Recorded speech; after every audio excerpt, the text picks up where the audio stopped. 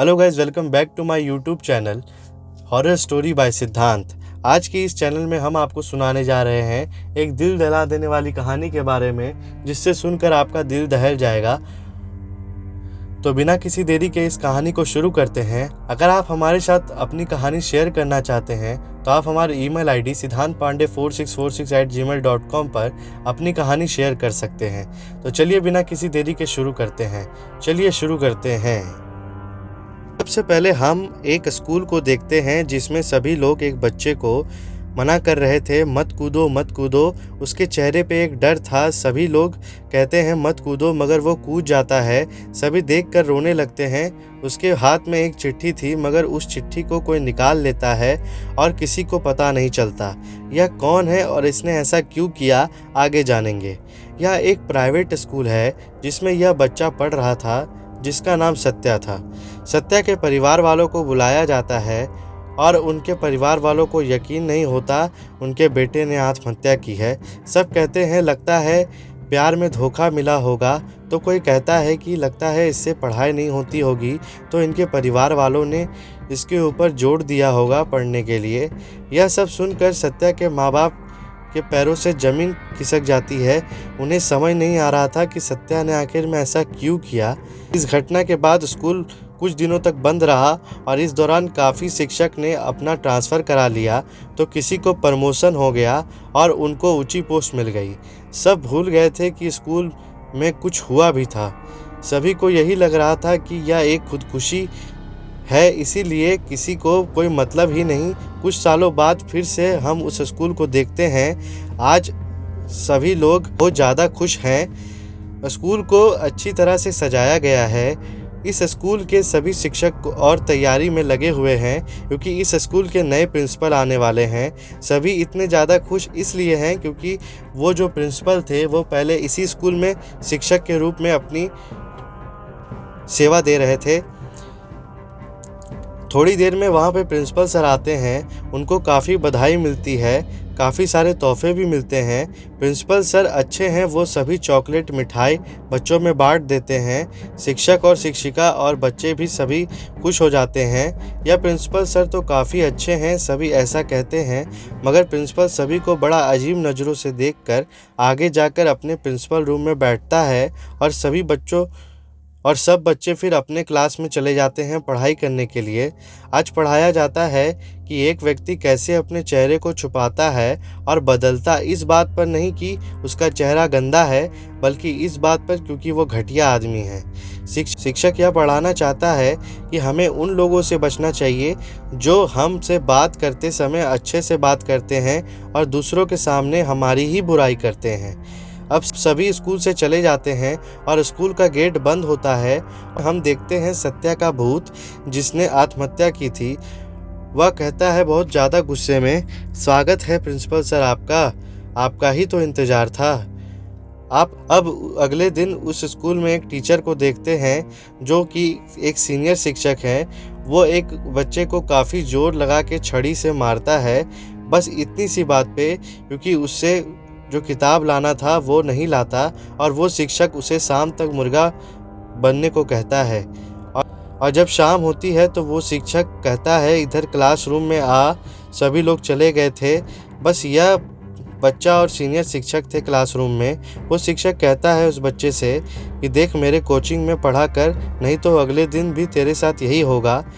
देखो अगर तुम मेरे यहाँ पढ़ोगे तो मैं तुम्हें शाम को ही बता दूंगा कि कल तुम्हें क्या लाना है और क्या नहीं लाना है। इससे तुम्हें कभी मार नहीं पड़ेगी और मैं हर बच्चे को अच्छे से पढ़ाता हूँ, तभी तो सब बच्चे टॉप करते हैं। बच्चा कहता है ठीक है सर, कल आपके पास आ जाऊँगा कोचिंग पढ़ने। शिक्षक कहता है अच्छा ठीक है, जा अब तुझे लेट हो रहा होगा। बच्चे के जाने के बाद शिक्षक कहता है अरे कितना अच्छा, एक दिन बच्चे को मुर्गा बना दो और वो तुम्हारे यहाँ पढ़ने आ जाएगा, और क्या चाहिए। तभी क्लासरूम का दरवाज़ा बंद होता है और शिक्षक देखने जाता है किसने बंद किया दरवाज़ा, और दरवाज़ा खुलता नहीं है तो आवाज़ आती है कल करे सो आज कर, आज करे सो अब। शिक्षक कहता है कौन है यहाँ। सत्या, मैं हूँ, भूल गए? शिक्षक कहता है, नहीं, मुझे नहीं पता। देखो, मैं तुम्हारा एडमिशन कैंसिल करवा दूंगा अगर तो कोई स्कूल के छात्र हो तो भी। सत्या कहता है, कर टकले मोटे, खा खा कर मोटा हो गया है, बकरा हलाल करना होगा। शिक्षक कहता है, क्या मतलब है तुम्हारा? डरते हुए बोला। सत्या कहता है, अब मतलब ऊपर जाकर समझना। और सत्या ने उससे मार दिया गला दबा के और उसके एक पंखे से टांग दिया और उसके हाथ में चिट्ठी रख दी। सभी सुबह सभी सुबह आए और देखा कि शुक्ला सर ने आत्महत्या कर ली है। सभी लोग देखते हैं, उनके हाथ में चिट्ठी है, सब पढ़ते हैं उसे। उसमें लिखा था, मैं अरविंद शुक्ला आत्महत्या कर रहा हूँ। मैं अपने बीवी को धोखा दे रहा था, मेरे कहीं और भी चक्कर चल रहा था और मैं अपनी बीवी को ज़्यादा दिक्कत नहीं देना चाहता था, तो मैं आत्महत्या कर रहा हूँ। कई सारे शिक्षक कहते हैं, इस उम्र में भी यह क्या कर रहा था? अच्छा हुआ मर गया साला टकला। और यह बात प्रिंसिपल को भी पता चली, मगर वो ज़्यादा कुछ शौक नहीं बनाता, शायद उससे बनती ही नहीं थी प्रिंसिपल की। अब स्कूल फिर कुछ दिनों के लिए बंद हो जाता है। स्कूल के अंदर सत्या कहता है, कोई नहीं, इतने दिन तुम्हारा इंतज़ार किया, कुछ दिन और सही प्रिंसिपल साहब। और जब स्कूल खुलता है तो शाम को एक और शिक्षक आत्महत्या कर लेता है, स्कूल के बिल्डिंग से गिर के, और उसके हाथ में भी चिट्ठी थी। सब लोग, बच्चे और शिक्षक आते हैं और चौंक जाते हैं, यह क्या हो गया। यहाँ अब चिट्ठी को पढ़ी जाती है। उसमें लिखा था, मैं समीर सिंह, मैं आत्महत्या कर रहा हूँ। मैंने काफ़ी बच्चों से अपने घर में काम करवाता था, मैं उनके बर्तन धुलवाता और साफ़ सफाई करवाता था, एक्स्ट्रा क्लास के बहाने अपने घर बुला के। आज मुझे समझ आ गया कि यह सब गलत था, मैं बस उन्हें 2 घंटे नौकर की तरह काम करवाता था, तो मैं आत्महत्या कर रहा हूँ, समीर सिंह। अब प्रिंसिपल देखता है कि इसने भी आत्महत्या कर ली, कुछ तो गड़बड़ है। अब प्रिंसिपल इस्तीफा देकर जा रहा होता है अपनी कार में, तभी आवाज़ आती है, इतनी जल्दी? 11 साल से तुम्हारा इंतज़ार कर रहा था आपका प्रिंसिपल सर। प्रिंसिपल कहता है, कौन हो तुम? सत्या कहता है, मैं सत्या वो टकला भी भूल गया, और तुम भी। तब प्रिंसिपल को याद आता है और वो याद करता है एक छात्र सत्या जो काफ़ी अच्छा था पढ़ने में। अगर यह हमारी कोचिंग में आ जाए और दूसरे बच्चे को कहे तो सब बच्चे हमारे ही कोचिंग में पढ़ने आएंगे। क्या कहते हो शुक्ला? हाँ बिल्कुल, उससे कल बुला लो घर पे।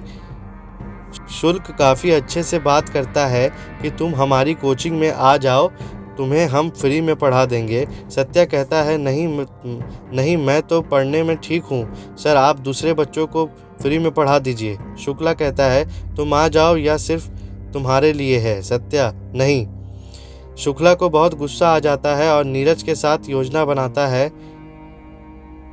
नीरज ही प्रिंसिपल है और वो देखते हैं कि इसने फीस जमा नहीं की अभी तक। कल से देखो शुक्ला क्या हाल करता हूँ इस सत्या का। वो सुबह सुबह सत्या के आते ही उसकी बेइज्जती करता है, कहता है, पैसे होते नहीं और आ जाते हो पढ़ने, पहले पैसा जमा करो। अगले दिन सत्या अपने माँ बाप से कह देता है और फीस भर देता है।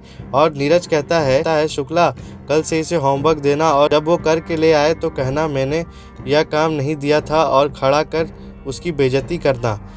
और ऐसा ही होता है क्योंकि सारे बच्चे वही काम करके लाते हैं। शुक्ला ने सभी बच्चों को दूसरा और सत्या को दूसरा काम दिया था।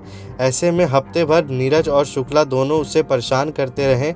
सत्या यह चाहता था कि वह नीरज और शुक्ला की कोचिंग में ना जाए क्योंकि उसे उसके घर में उसके पिताजी पढ़ाते थे। वह नहीं चाहता था कि उसके पिताजी का क्रेडिट कोई टीचर ले, तो इसलिए फ्री कोचिंग में नहीं जाता। और सत्या सोच लेता है कि मैं सभी बच्चों को बता दूंगा इन्होंने कैसे मुझे परेशान किया, तो यह सब चिट्ठी में लिख कर देता है और आत्महत्या कर लेता है। और उसके आत्महत्या करने के बाद नीरज ही था जिसने वो चिट्ठी निकाल ली थी उसके हाथ से। अब यह सब याद आने के बाद नीरज कहता है, छोड़ दो मुझे, बहुत जल्दी सीधे हो गए। जब मैंने तुम्हारे पैर पकड़े थे तो कोई दया ही नहीं आई तुम्हें। नीरज कहता है, छोड़ दो मुझे। सत्या कहता है, अगर बचना है तो सबके सामने बता दो कि 11 साल पहले तुमने मेरे साथ क्या किया था। नीरज कहता है हाँ ज़रूर। अगली सुबह सभी शिक्षक और बच्चों को बताता है, उससे पहले एक गिलास पानी पीता है। ये सारी बात वो बता देता है। थोड़ी देर में उसकी मौत हो जाती है और उसके हाथ में एक चिट्ठी थी। एक बच्चा उसे पढ़ता है। उसमें लिखा था, मैं नीरज, मैंने एक गिलास पानी में जहर डाल के पी लिया है। मैंने सत्या के साथ बहुत गलत किया था और शुक्ला ने भी उसको बहुत परेशान किया था। एक बार हमने उसे नंगा कर क्लासरूम में दौड़ाया था। बस इसी कारण से वो हमारी कोचिंग में नहीं आ रहा था। सत्या सबको अपने पापा से पढ़ने को कहता है। उसके पापा काफ़ी अच्छा पढ़ाते थे और इस वजह से हमने योजना बनाई। जैसे यह चिट्ठी पढ़ी, यह हवा में उड़ गई और यह कहानी यहीं पे ख़त्म हो जाती है। तो अगर शुक्ला और नीरज अगर अपने पढ़ाने के तरीके को बदलते तो शायद बच्चों को अच्छा लगता। वो सिर्फ एसी और अच्छी अच्छी चेयर और कोचिंग के सुंदर कैसे दिखना, बस यही ही सोचते थे और वो बच्चों की प्रॉब्लम्स का सॉल्यूशन अच्छे से बच्चों को समझा देते तो शायद ऐसा करने की ज़रूरत नहीं पड़ती और शायद अच्छी ज़िंदगी वो जी रहे होते। इसी के साथ यह कहानी यहीं पे ख़त्म होती है दोस्तों। तो मिलते हैं अगली बार दिल दहला देने वाली कहानी के साथ। आप हमारे साथ हमारा फीडबैक भी शेयर कर सकते हैं कि हम इसमें और क्या सुधार कर सकते हैं। तब तक के लिए thanks for watching. Bye bye.